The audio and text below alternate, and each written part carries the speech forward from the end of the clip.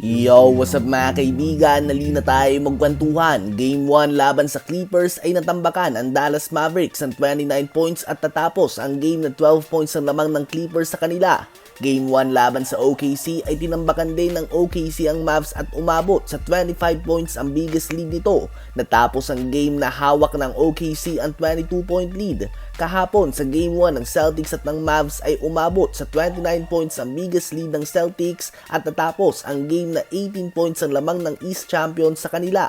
Ang resulta ng Game 2 laban sa Clippers at OKC ay pareho. Ito nga ay panalo ng Dallas Mavericks. Ganun din sa iba pang mga talo nila. Lagi nga ito nasusundan ng panalo. Sa buong playoffs ay hindi pa nalalagay ang Mavs sa sitwasyon kung saan nagtamo sila ng back-to-back loss. Palagi nga silang bumabawi matapos ang talo. At lahat din nga ng mga bawi na ito ay nagaganap sa home court ng kabilang team.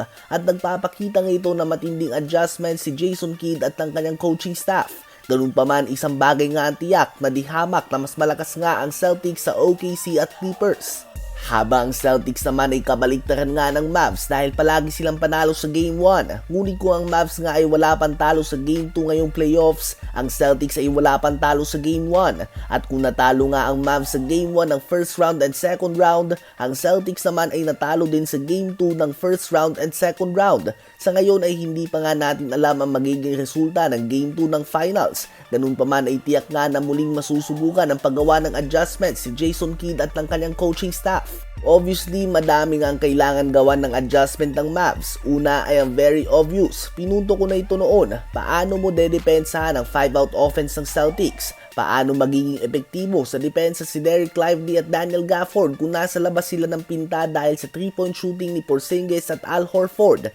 Isa pa ay ang pag-matchup hunting ni Porzingis sa mas maliliit na players upang tirahan niya lamang ito.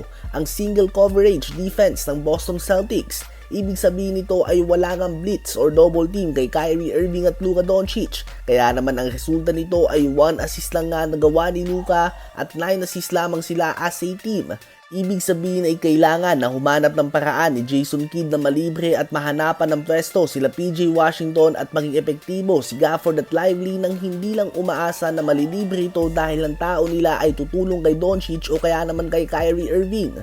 Yan nga ay ang mga obvious lamang at tiyak na magiging very detailed ang Mavs coaching staff dyan sa kanilang film session. Ngunit hindi lang nga Mavs ang kailangan na mag-adjust. Kahit nga nanalo ang Celtics ay kailangan din nila gumawa ng mga pagbabago o at least linisin ang mga mali.